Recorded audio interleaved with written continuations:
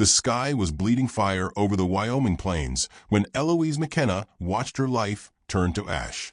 The homestead, a modest thing of timber and sweat, cracked and howled in the wind as flames devoured it. The cries of livestock faded into silence, replaced by the low groan of splintering beams. Her dress was torn, streaked with soot and blood. She knelt in the dirt, her hands shaking as they cradled the still warm body of her husband, Matthew. His eyes, once full of mischief and hope, stared lifeless into the smoke-stained dusk. She didn't scream. Screaming was for the living. A distant whinny broke through the haze. Her boy, Levi, 10 years old and small for his age. He'd been pulled from her grip, hauled off by men with rotted teeth and eyes like coin slots. Bandits. Scavengers who rode in under cover of storm clouds, needing neither reason nor mercy. One of them had smiled at her, slow, yellow, and deliberate, before backhanding her into the dirt. The wind shifted, and Eloise blinked smoke from her lashes. Somewhere behind her, embers crackled in the ribs of what used to be their kitchen. The stew she'd been preparing had still been on the fire. She remembered the scent of thyme. How strange, she thought, that her last moment of peace should smell like stew. By the time the sheriff came, the fire had eaten through the barn and most of the house. He rode up slow, tipped his hat like he was greeting an old friend, and didn't bother to dismount. Bandits, you say? She nodded. Description. 3 men. One with a scar down his cheek. They took my boy. The sheriff looked out over the scorched land and sniffed. Likely headed toward Dead Man's Gulch. But it ain't my jurisdiction out that far. Her throat was raw, but she managed a rasp. You're not going to help? He touched the brim of his hat again. Ma'am, outlaws move fast. Best you count your losses. If the boy's alive, he'll fetch a price. Maybe you'll see him again. He turned his horse with a lazy tug and disappeared into the coming night. Eloise buried Matthew with her own hands. No shovel, just a piece of tin she'd found in the wreckage. The prairie was stubborn, hard-packed, full of old bones and older silence. When the grave was done, she laid him in and whispered, "You deserved a better goodbye." She left at dawn, wrapped in her husband's duster, a Colt revolver tucked into her waistband. It felt foreign, but heavy in a reassuring way. Her mare, Sugar, was limping from a nicked hoof, but still managed the ride into town. The saloon was half full when she pushed open the door. Conversations dropped. A piano chord hung unresolved before silence swallowed it whole. She stepped through the swinging doors with dust on her boots and death in her eyes. "Look what the cinders blew in," came a voice near the back. She scanned the faces. Miners, drifters, card players, all men. She saw no lawmen, no preachers, no help. "I need a tracker," she said, voice loud and steady. "And I've got nothing but vengeance to offer as pay." They laughed. A dry, wolfish chorus. A stool scraped. A tall figure stood. Broad shoulders, dark hair curling at the collar, worn boots that had seen too many miles. He wore a coat faded by sun and time, and his face was shadowed by a low-slung hat. But Eloise knew him. Callum Reyes. He walked toward her, boots thudding like slow drums. The crowd watched with a predator's interest. He stopped a few feet away, studied her for a long moment. His voice, when it came, was low and rough like gravel. "Didn't expect to see you standing." "I didn't expect to be the only one left," she said. He glanced toward the bartender, who was suddenly engrossed in polishing a glass. "Outside," Callum said. They stepped into the street. The wind had picked up, tossing grit across the boards. She looked at him with narrowed eyes. He didn't offer comfort.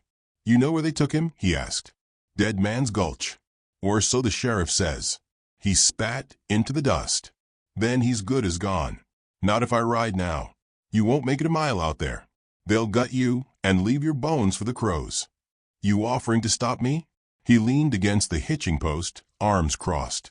His eyes flicked up to meet hers, sharp and unreadable. "I ain't no lawman, Eloise.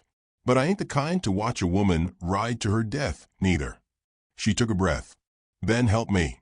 Callum hesitated. Behind the edge of his stoicism, something flickered. Memory, maybe. Guilt.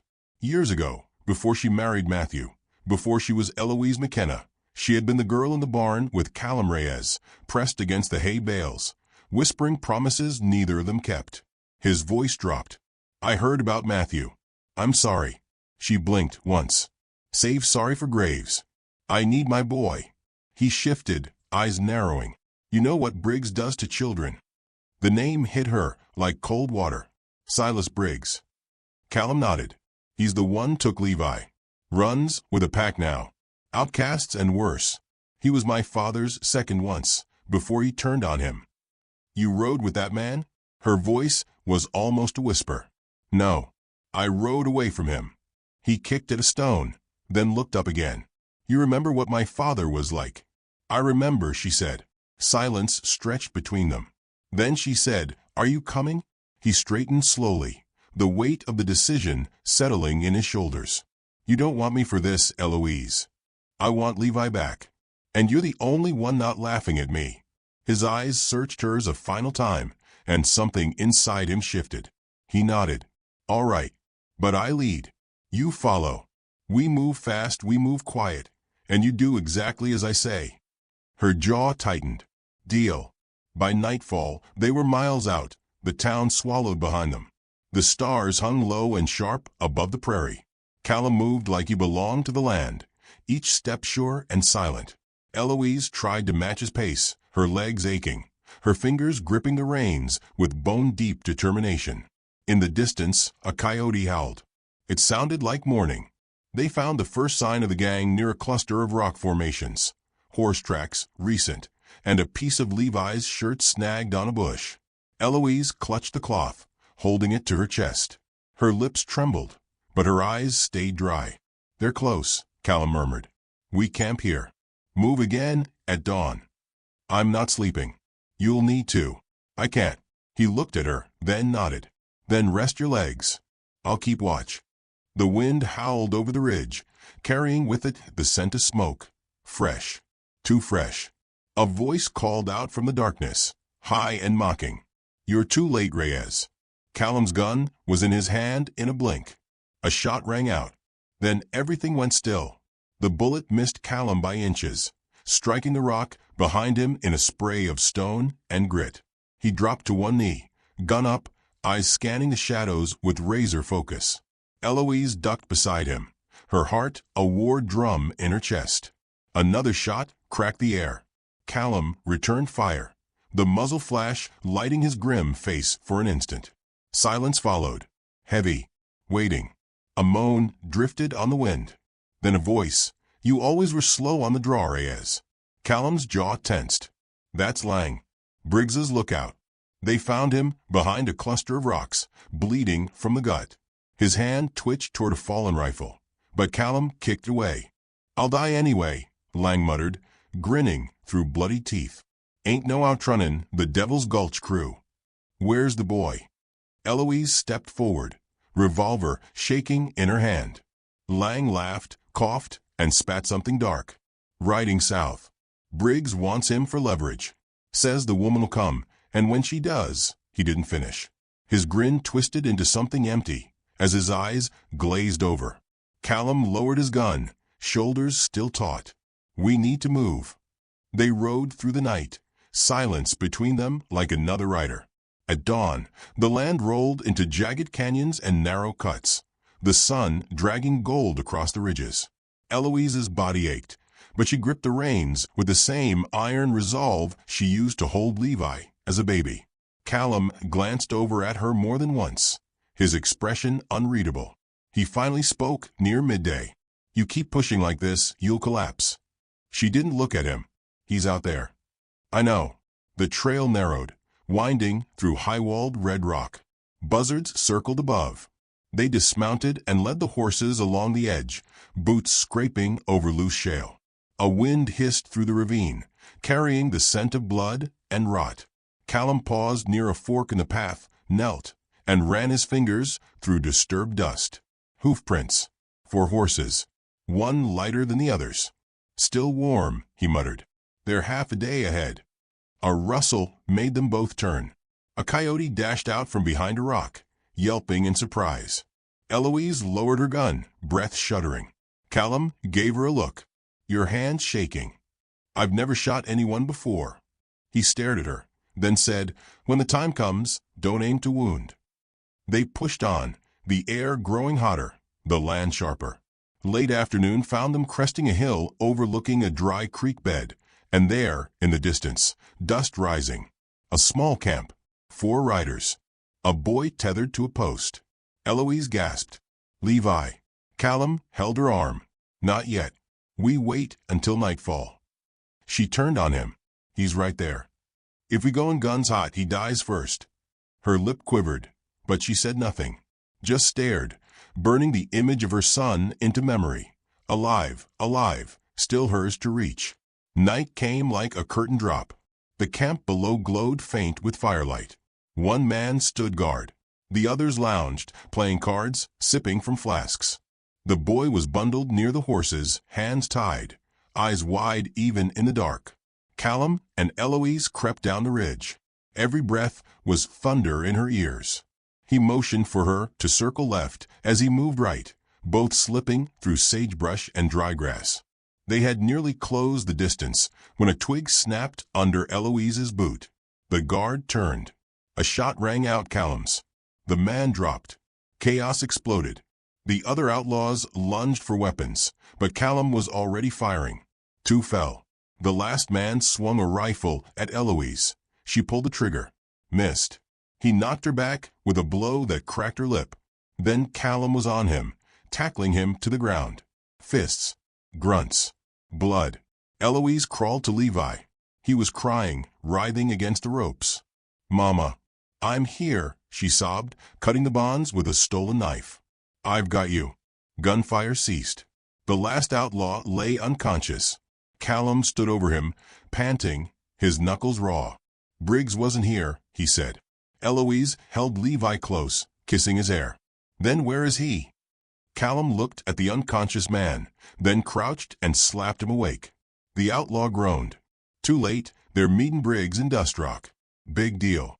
Lots of guns. Lots of blood. "How many?" Callum asked. 6 more. Maybe 7. They'll know you're coming."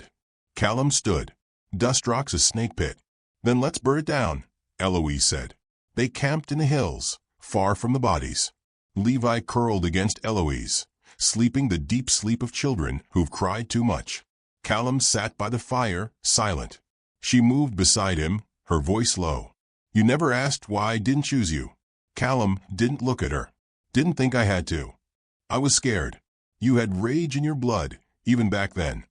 He nodded slowly. "My father's gift. I think you left before he could make you like him." His voice dropped.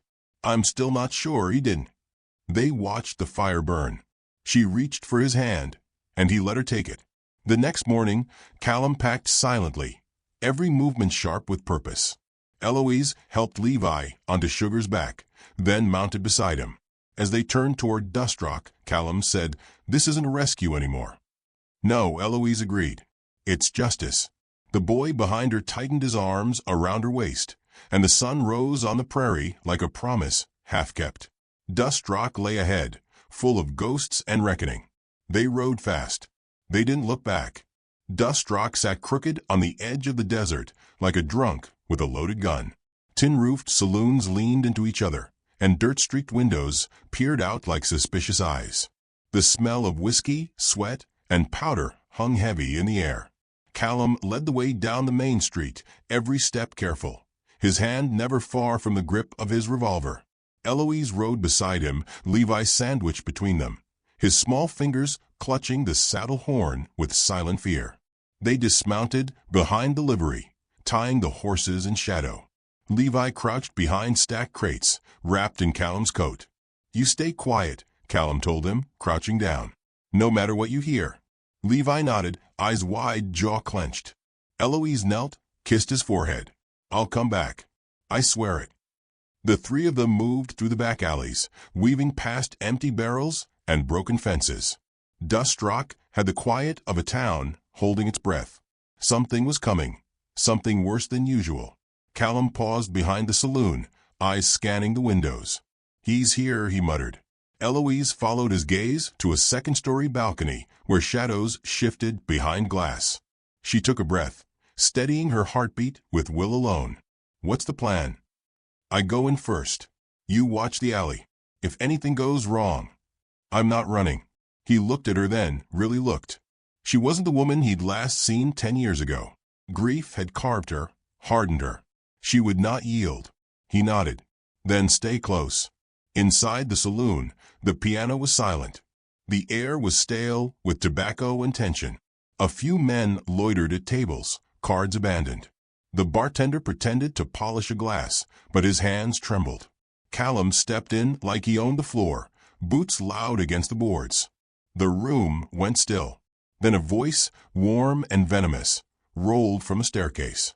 Well, the ghost returns. Callum looked up.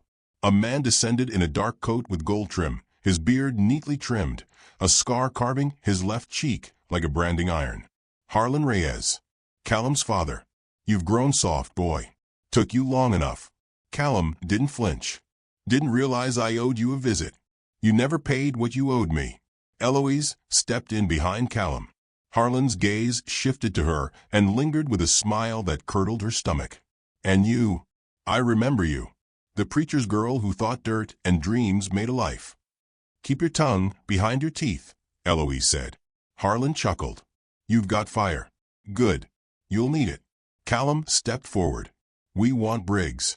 Harlan leaned against the railing. So do I. Eloise narrowed her eyes. Since when do devils eat their own? Since Briggs tried to cut me out of a deal. He's got a shipment of rifles coming in tonight. Plans to sell them to a gang out of Mexico. I want that shipment. And the boy, she asked. Collateral. Like always. He smiled again. You want him safe? Kill Briggs, help me take the guns, and Dust Rock is yours to burn. Callum's jaw tightened. We don't deal with men like you. You are men like me, Harlan said. You've just been playing at being better. Callum drew his revolver, not raising it yet. We're not here to trade sins. Just tell us where Briggs is. Harlan's smile faded. Warehouse by the tracks. Midnight. Eloise's voice cut sharp. Why help us? Because Briggs thinks he can betray me and walk away. He's wrong. Harlan turned his back and climbed the stairs. Just don't be late. Outside, the wind had picked up, kicking dust through the alleys. Callum stared down the tracks, fists clenched. You believe him?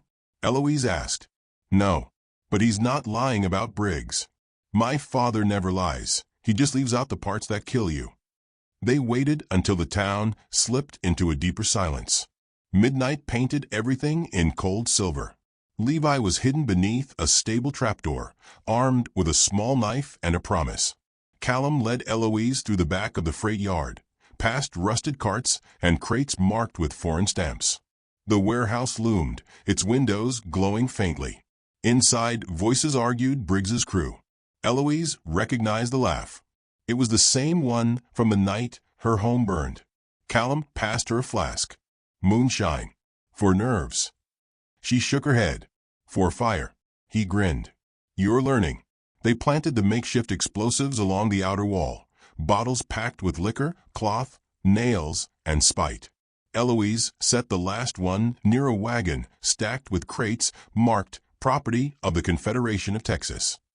She smiled grimly. Callum kicked the door open. Chaos followed. Shots cracked. Men shouted. Briggs stood near the center of the warehouse, reaching for his pistol. But Callum was faster. The outlaw ducked, firing back as crates exploded behind him. The air filled with smoke and flame. Eloise moved like she was born to it. She ducked a flying bottle, rolled across the floor, and came up near Levi, who was tied behind a cart. She cut him loose again, her hands slick with sweat. Run. To the stables. Don't stop. He didn't argue. Callum and Briggs clashed in the center, one man driven by vengeance, the other by pure malice. Fists replaced bullets. They fell through a table, rolled over broken crates. Callum took a knife to the shoulder, roared, and headbutt Briggs into unconsciousness. Flames licked the rafters now. Eloise aimed her gun at Briggs, breath heaving. You burned my home. Took my son. Briggs spat blood. I made him a man." She pulled the trigger. The shot echoed through flame and dust. She turned without looking at the body, met Callum at the door. Together, they staggered out as the warehouse collapsed behind them, fire painting the night sky in wild colors. They found Levi near the stables, panting, eyes wide. Eloise gathered him in her arms. Callum knelt beside them, blood dripping from his shoulder. "You still with me?" Eloise asked. "Always." They heard hooves, men shouting. Harlan's crew arriving late. Too late. The guns were gone, burned to ash. So was Briggs. Eloise looked toward the rising light of dawn. Dust Rock would wake to smoke and rumor, but she wouldn't be there. Callum rose, swaying slightly. Eloise steadied him. "We're not finished," he said. "No," she agreed. "But we've started." They walked away as the town began to stir behind them, leaving behind a ruin they'd helped make and a silence full of memory.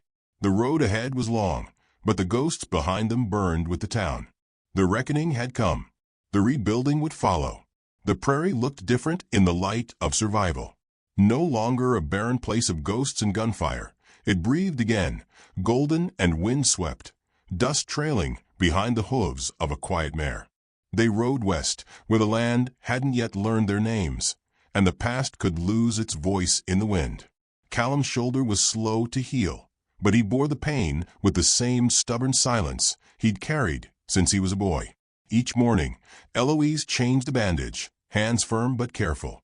Levi watched her, eyes full of something like awe and something like fear that if he blinked, it would all vanish, like smoke after fire. 3 days from Dust Rock, they came upon the charred skeleton of the McKenna homestead.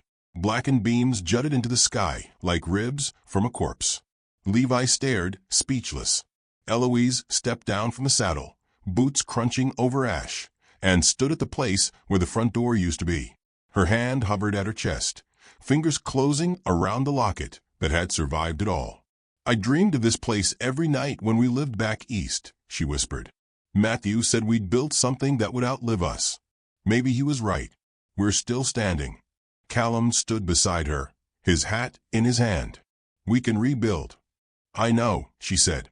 That night, they camped under a crooked oak, one of the few things the fire hadn't touched. Eloise wrote a letter by firelight. No address. No intention to send it. "Father, you said I'd regret choosing love over legacy. You said I'd come crawling back. I never did. You won't know what it's like to hold a dying man in your arms, to smell the bones of your home burning. But I survived, and I chose love again, not because it's easy, because it's right." She folded the letter and buried it under the tree roots. A grave for the girl she used to be. In the weeks that followed, neighbors began to appear. Strangers who had watched from behind curtains now offered nails, bread, old blankets. One brought a hammer and said nothing, only nodded toward the blackened plot of land. Another gave Levi a dog-eared book of frontier stories, saying, "Every kid needs a bit of adventure that ends better than it begins." Eloise accepted each gesture with grace. She didn't forget their silence before, but she didn't turn them away now. Grief had taught her that kindness, however late, was still worth taking. Callum built with quiet precision. Fences went up. A frame took shape. The barn rose first, sturdy, plain, honest. Then a small house, walls thick with insulation made from newspaper and mud. Nothing fancy, but it would hold. Levi flourished like wild grass in spring. He carried firewood, learned to hammer nails, told long, rambling stories to a goat they named Trouble. Sometimes, at night, he'd curl up against Eloise and ask if the bad men would come back. "No," she'd say every time. "They won't." She meant it. One morning, Callum didn't come in for breakfast. Eloise found him sitting beneath the oak, staring at the letter she'd buried, now unearthed, the dirt still clinging to the corners. "You wrote him," he said. She sat beside him, resting her hands on her knees. "I did. You never sent it." "No." "You still angry?" "Some," she admitted. "But it's quieter now. Not eating me alive." Callum nodded, then looked at her, his voice low. "I don't know if I can give you peace. I carry too much." She reached for his hand. "I'm not looking for peace. I'm looking for truth. I want a man who knows his darkness and still chooses the light." Their lips met for the second time, but this time it wasn't frantic or desperate. It was steady, warm, a promise made beneath a wide sky. Later that week, Eloise hung a painted sign above the newly raised schoolhouse, 3 desks, a chalkboard, and a cracked window facing the morning sun. She taught Levi to read beneath the ash tree, and now others brought their children, too. Callum laughed when she announced it. "Ain't you tired of rebuilding?" "I'm not done yet," she said. He kissed her forehead. "Good. I like the fire in you." On the anniversary of Matthew's death, Eloise and Levi lit a lantern and floated it down the creek. They watched it bob gently away, its glow flickering like memory. She said nothing, just held her son close, her free hand finding Callum's. The past was a scar, but scars meant healing. One afternoon, a rider appeared on the ridge. Not fast, not loud. Just one man, broad-shouldered, wearing a badge. Eloise stepped onto the porch, Callum beside her, Levi poking his head around the doorframe. "Sheriff Wilkes," Callum said, spitting in the dirt. The man dismounted, hands raised. "Easy. I didn't come for trouble." "You've got a record of leaving with it, though," Eloise said. The sheriff scratched his beard. "Heard what you two did in Dust Rock. Heard about Briggs. Heard about the guns." "We didn't take M," Callum said. "I know. That's the point. You let M burn." The sheriff looked over the rebuilt home, the smoke curling from the chimney. "I came to say thank you. You saved a lot of bloodshed, maybe even my own boys." Eloise crossed her arms. "You didn't help me when I begged." "No," he said, "and I'll carry that. Just figured you ought to know not everyone in town stayed deaf forever." He tipped his hat and left. Callum watched him go, then turned to Eloise. "He ain't wrong. What you did, it changed things." She shook her head. "No. What we did." That night, under a sky dusted with stars, Callum sat Levi down beside the fire. He pulled something from his coat, a coin worn smooth, scarred down the middle. "My father gave me this when I was your age," he said. "Said it was worth 1,000 lies." Levi frowned. "Is that good?" Callum smiled. "No, but I'm giving it to you now, so you can turn it into something honest." Levi took the coin, examined it like it held the weight of the world. "I'll try." "I know." Eloise watched them, arms wrapped around herself, a quiet warmth blooming in her chest. Not joy, not yet, but something close. The wind swept through the grass, and the land stretched out in every direction. The scars were still there, on her heart, on the earth, but they no longer screamed. They simply existed, markers of what had been endured, not what would define her. And when morning came again, as it always did, Eloise stood on the porch with a cup of coffee in one hand and the other resting on Callum's back. The world was broken in places, yes, but it was theirs now, stitched together with grit, love, and fire. If this story moved you, don't forget to like, subscribe, and share your thoughts in the comments. Every tale finds its writer. Maybe this one found you.